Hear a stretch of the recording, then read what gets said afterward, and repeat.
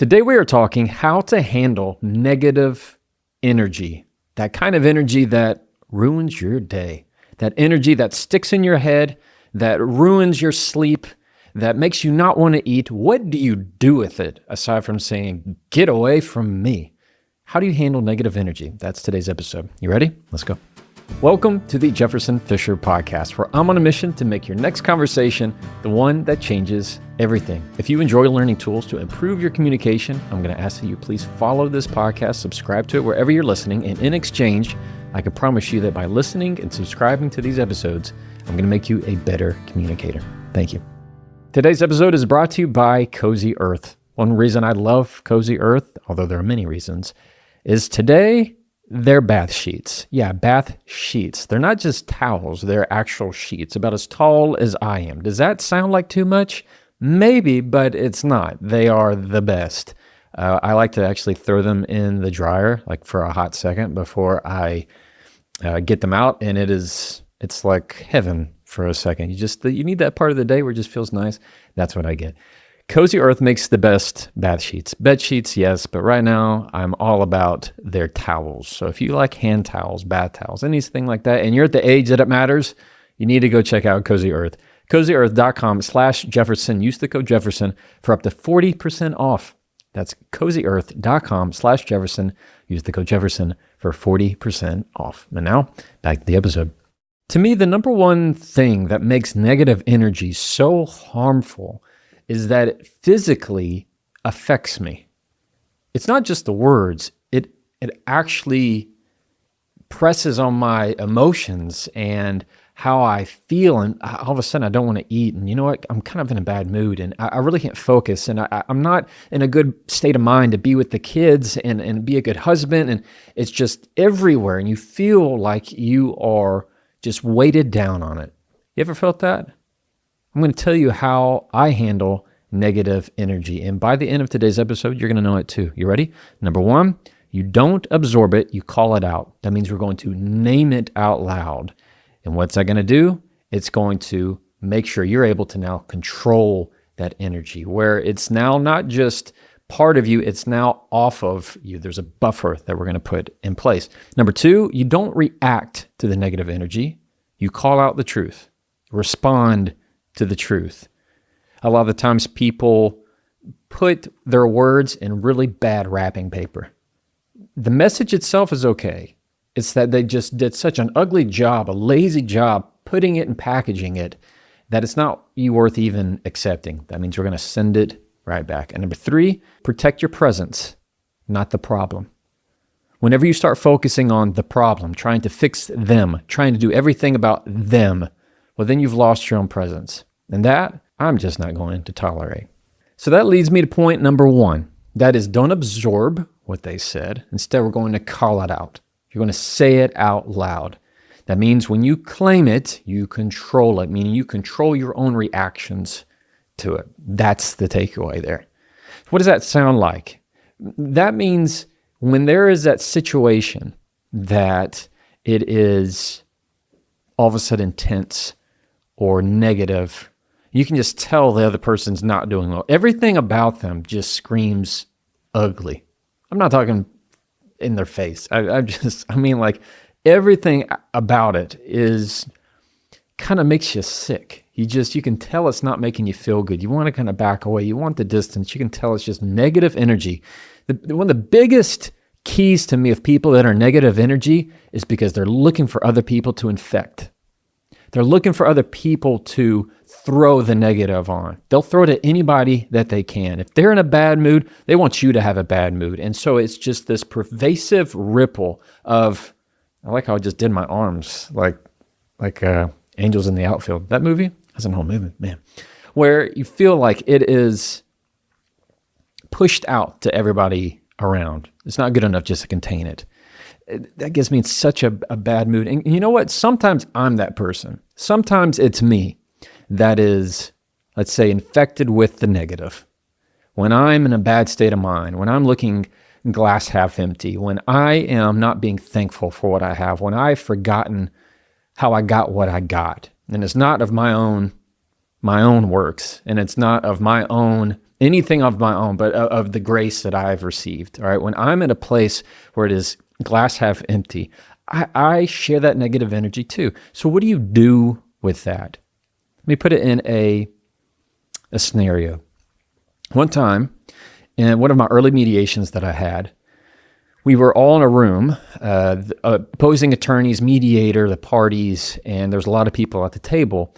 They call this an opening in mediation, where everybody, one side gets to say, well, we think our case is really good, and we think that we're going to settle for this amount, and we demand this. And the other side says, well, you know what? I think your case is absolute garbage, and our case is awesome, and we demand X. And the mediator has to go, okay, thank you guys for speaking your truth. Time to go to the other side. It's like a referee at the beginning of a football game or something, or a soccer game. They kind of just, all right, shake hands, okay, and go to your own sides. Well, in that opening, you could just tell the temperature in the room was starting to rise. People were starting to get upset.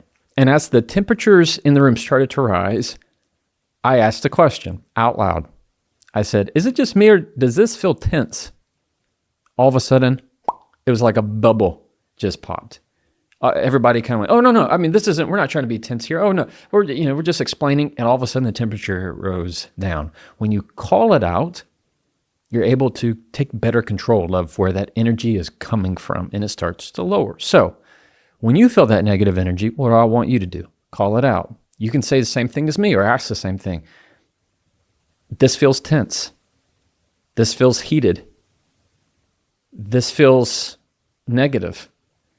This feels like we're having a hard time. I'm feeling some friction from you. Whenever you use those words of whether it's tense, I like heated, or even ask, is this getting heated? What do you think the reaction is? Nobody goes, yes, it is. They all back away and go, no, it's not. I didn't mean to get, oh no, I mean, I'm just explaining that's what I'm talking about. You're going to calm that negative energy down and send it away where it belongs. Number 2, don't react to the tone of what they said. React to the truth. To me, when people say ugly things, there are two different sides of it. There are people who the words are ugly and the delivery is ugly. I would say the vast majority, or that we react to, the words are okay. There might be some truth in it, but it's the way they said it and was packaged was ugly.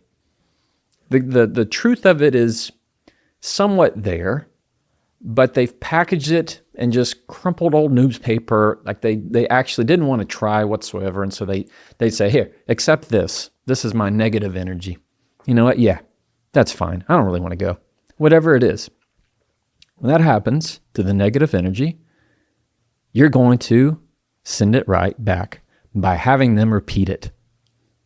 How? By having them repeat it. It's very similar to how I recommend handling insults. See, they can't repackage it in the same way, again, when you ask them to repeat it. For example, if I asked you a question and you go, no, I mean, that's fine. I mean, I guess if you really want to, something passive aggressive, and I were to say, I need you to say that again. They can't say it the same way.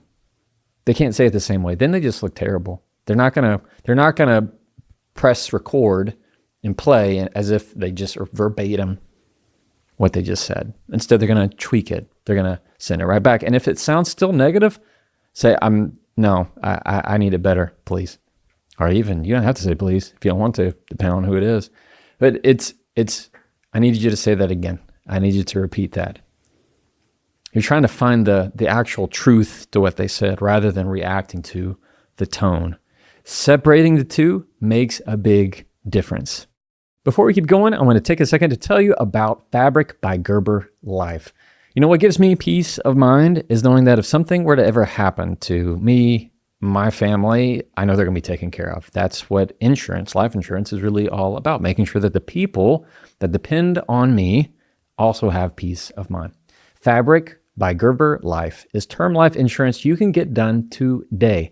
Made for busy parents like you, like me, all online, on your schedule, right from your couch. You could be covered in less than 10 minutes with no health exam required. And now is the time to lock in low rates. Even if you have coverage through work, it may not be enough and it may not follow you if you choose to leave that job. Fabric makes it simple, flexible, high quality policies that fit your family and your budget, like $1 million in coverage for less than $1 a day. And they've partnered with Gerber Life, trusted by millions of families for over 50 years. Join thousands of parents who trust Fabric to help protect their family. Apply today in just minutes at meetfabric.com/Jefferson. That's meetfabric.com/Jefferson. Policies issued by Western Southern Life Assurance Company, not available in certain states. Prices subject to underwriting and health questions. And now, let's get back to the episode. And number 3, protect your presence, not the problem. When people are sending out negative energy, we often have this habit of trying to focus on them, where everything we think about is the problem, and we worry about it, and we stress about it, because we want to fix their negative energy. Stop it. You cannot control another person's mood. You cannot make somebody happier. That is their choice. Sure, you can say things. You might give something, you might spend some time that can help affect it, but you do not make the choice for them. There is not a button, there is not a phrase, there's not a switch that you can give that is going to magically change somebody's mood. If there was, we'd all have a lot less problems in the world. Amen? What I'm saying is, whenever somebody's given that negative energy to you, don't focus on, oh, I have to fix them and there's nothing I can do. And and it gets wrapped up to where you're draining all of your mental energy on that. You're draining your mental energy. I get that way sometimes when, let's say, this is a way to kind of relate this thought.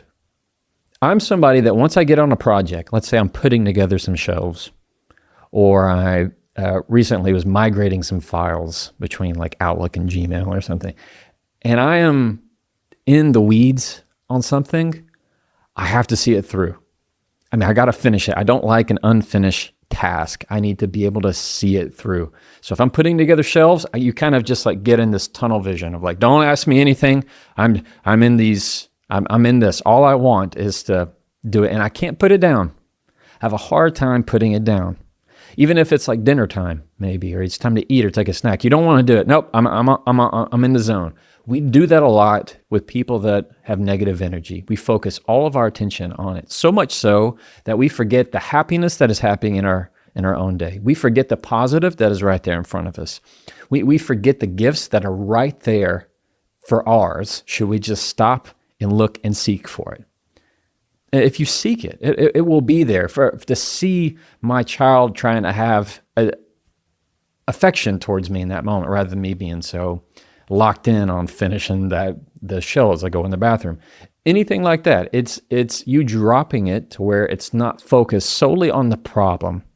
Instead, you are making sure that your mind acknowledges the negative energy, but it neither matches it nor tries to attach to it. That's the difference. That's how you handle the negative energy. Today we learned, 1, you're not going to absorb it, you're going to call it out. Meaning you're going to say something like, this feels tense. This feels like it's getting heated. This feels really negative. I'm getting negative vibes from you. Naturally, it just all of a sudden has the opposite effect. It calls it out. The negative hates sunlight. It hates it. It runs from it. Number 2, whenever you feel like somebody is trying to put their words in a bad package, send it right back. You don't have to accept it. Just return to sender. I need you to say that again. I need you to say that again. Number 3, respond to what you know is your truth. Respond to your peace. Focus on your peace, not the problem. Whenever your mind is on their negative energy and trying to fix them all the time, you are missing what's right in front of you. And my guess is those are much more beautiful moments. All right, so you can try that and follow me.